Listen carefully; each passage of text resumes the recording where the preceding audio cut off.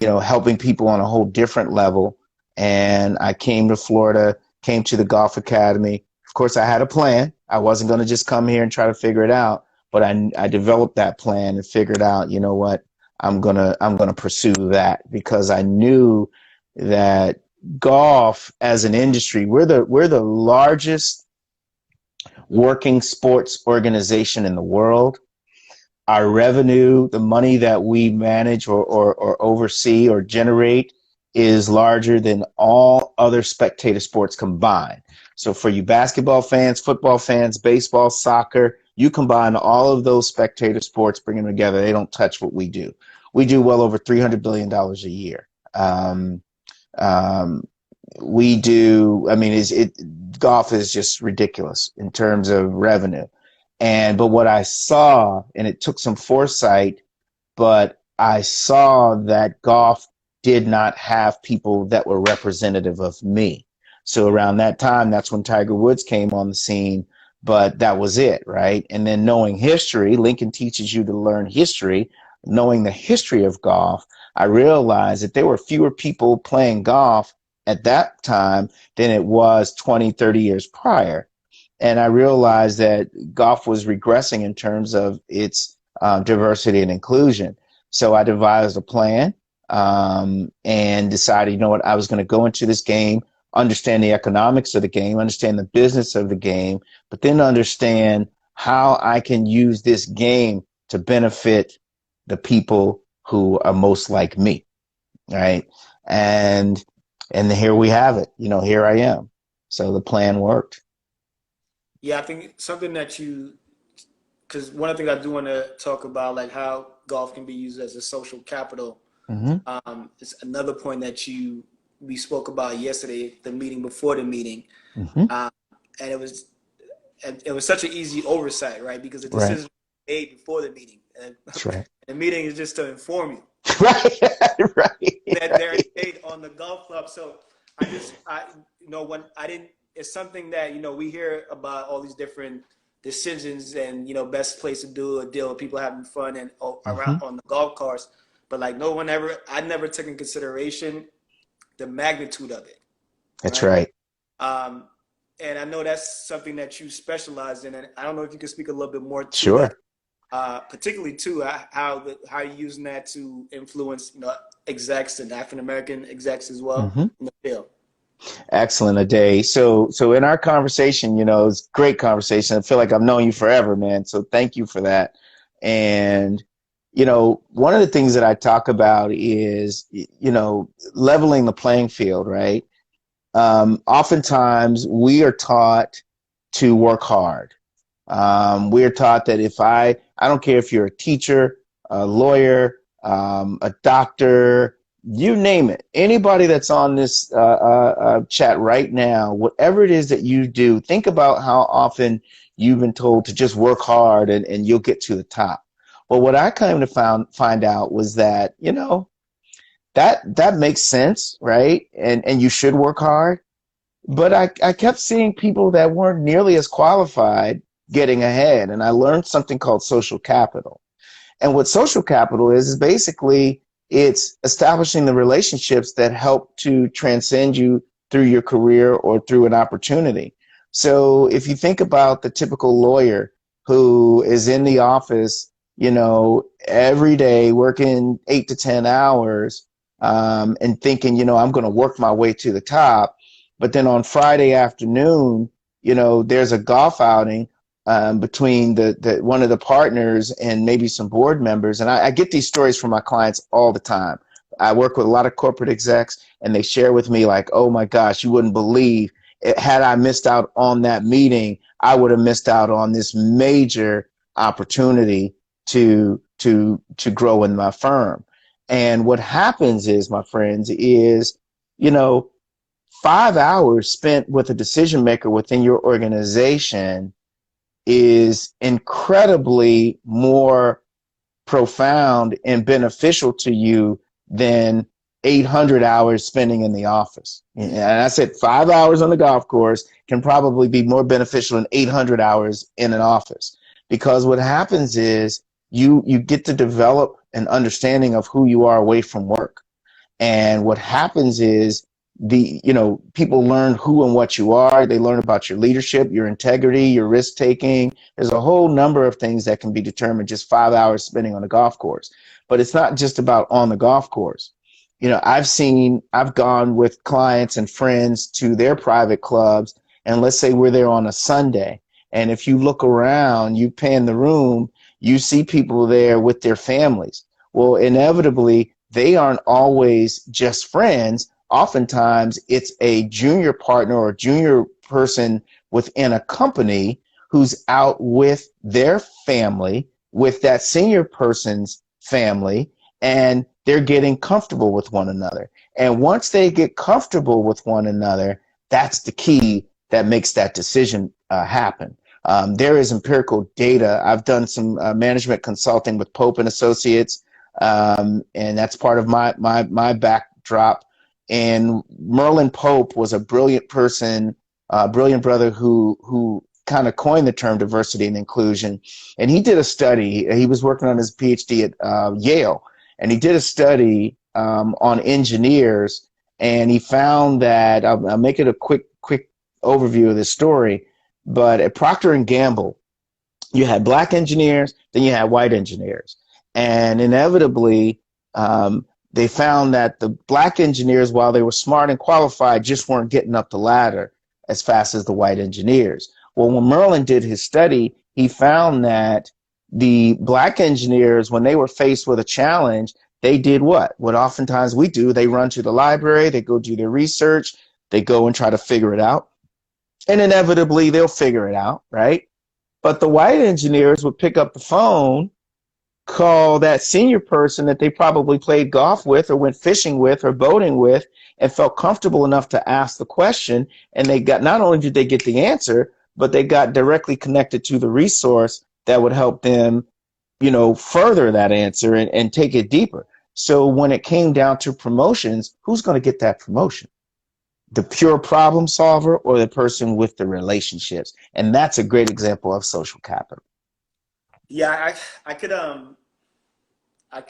affirm that even like the line of business that we're in right now, when we first started, most of our contracts were just based off our network, and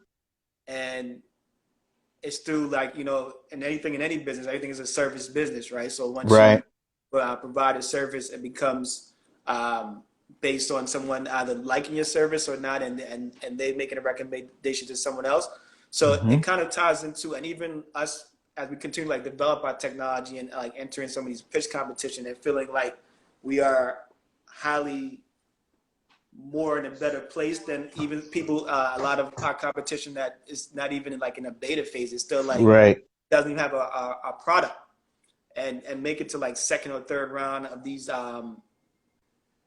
pitch competitions. Right. Sure. And noticing that, we feel like the intelligence was there, the innovation is unique, but just still kind of missing that one thing to get us over the hump.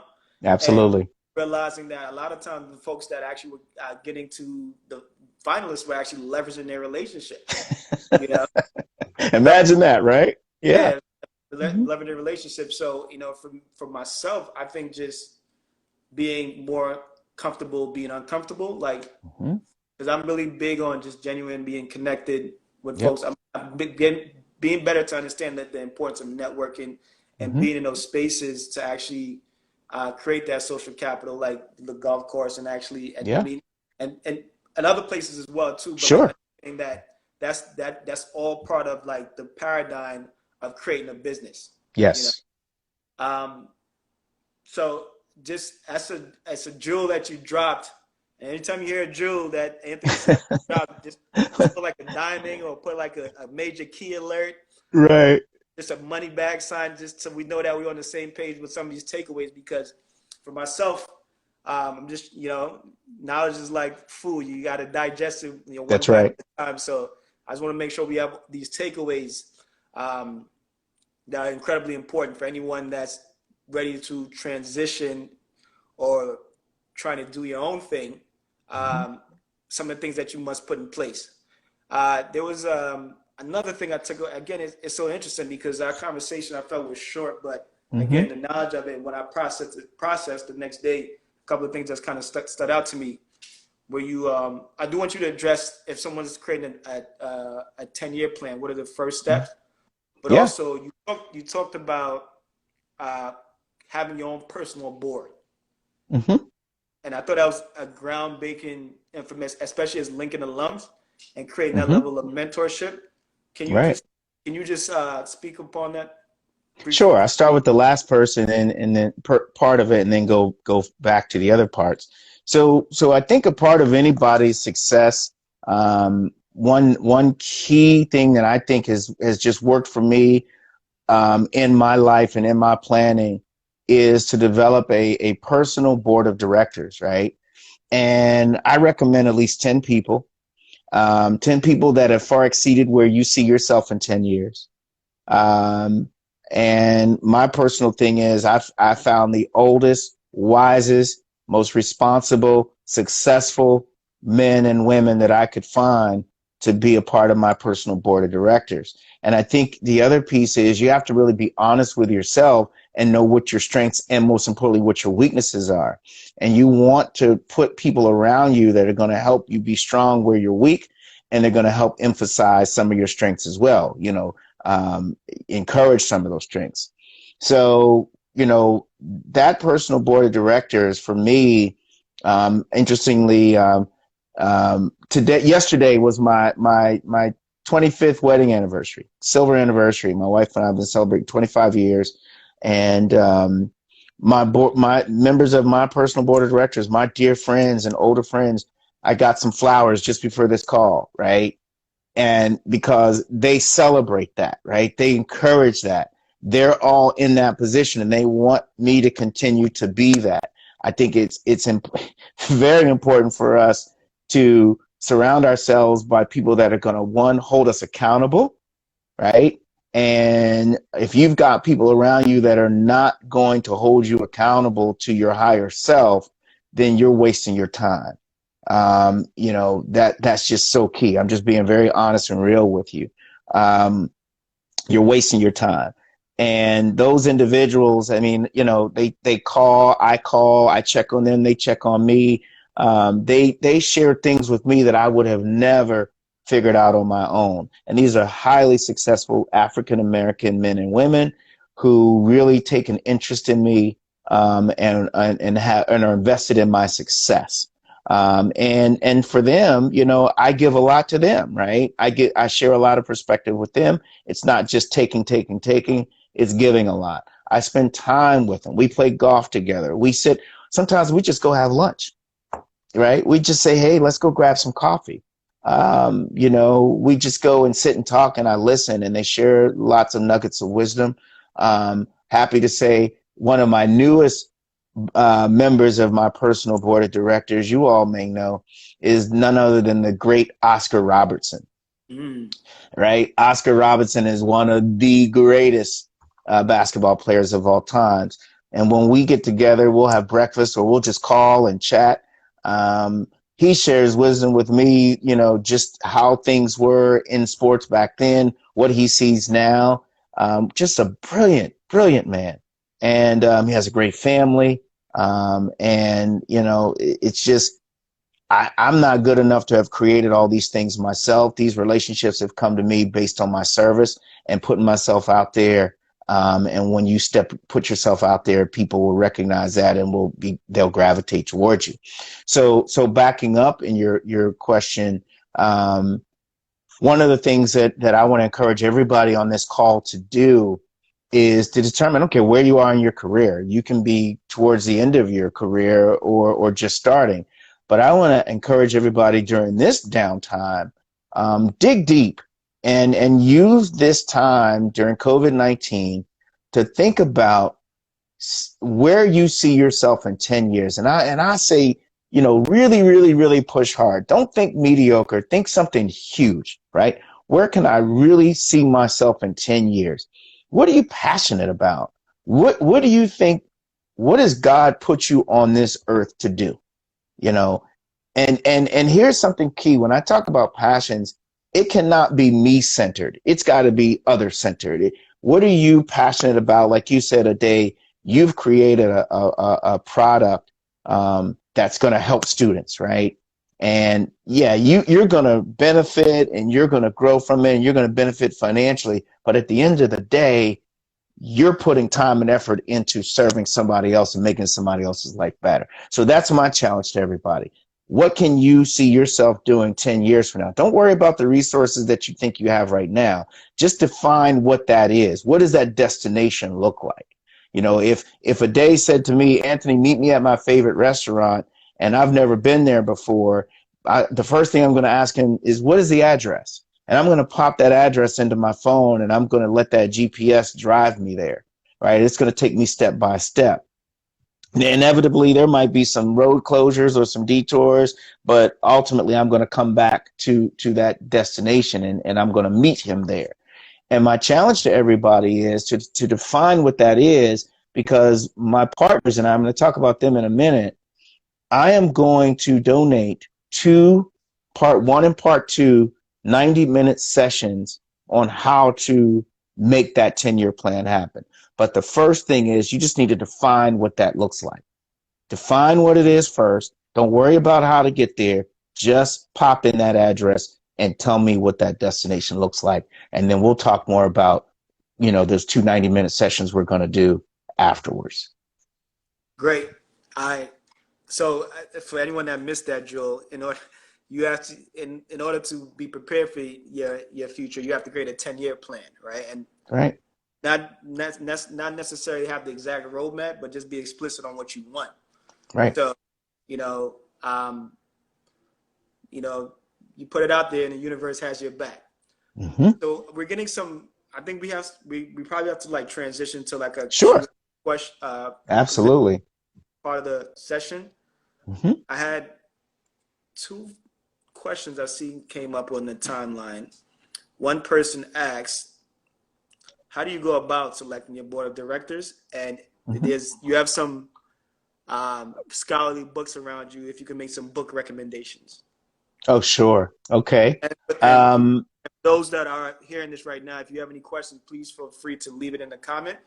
And we'll try to, we have like about 5 to 7 minutes to answer some of these questions. We'll try to answer as much questions as possible. Great. So this is my favorite part of the discussion. I'd rather, field questions and answer those directly, and I'll stay here as long as you want to. I've blocked off the rest of my night. So however long you want to go. I know we said 30 minutes, but if folks really want to dive into this and ask questions, I'm open to do that. So how did I choose my personal board of directors? I chose people that I admired. And I think it ties into a lot of these books.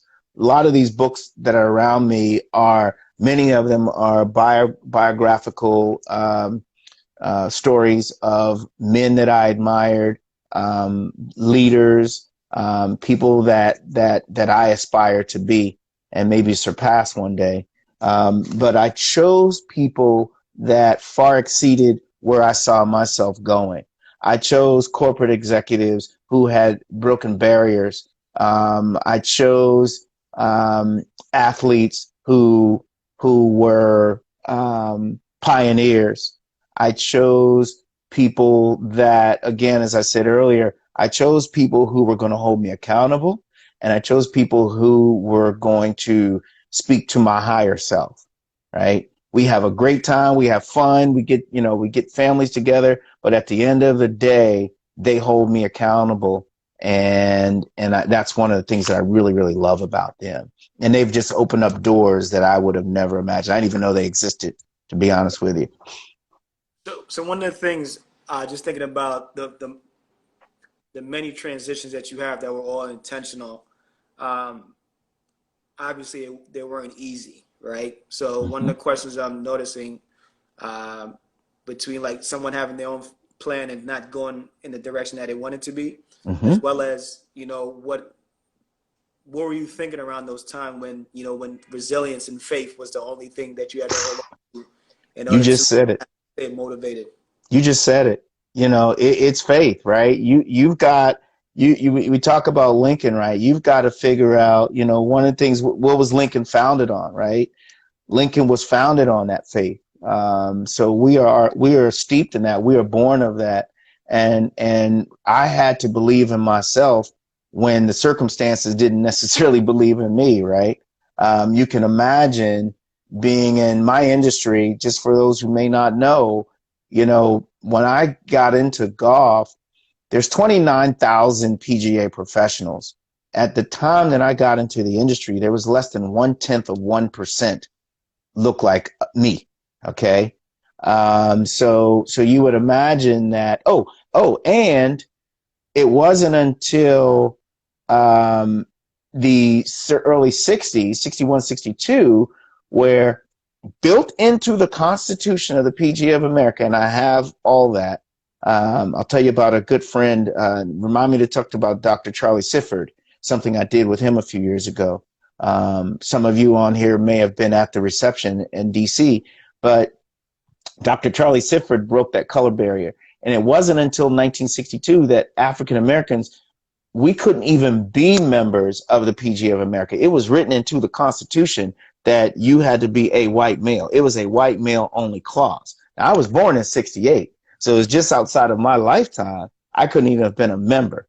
So when you come forward and you say, okay, this industry wasn't even designed for me, forget flourishing, it wasn't even designed for me to be a member, to be a part of it, and to be able to get in and ascend to a level that 99% of the people that have had a 100-year head start don't even go.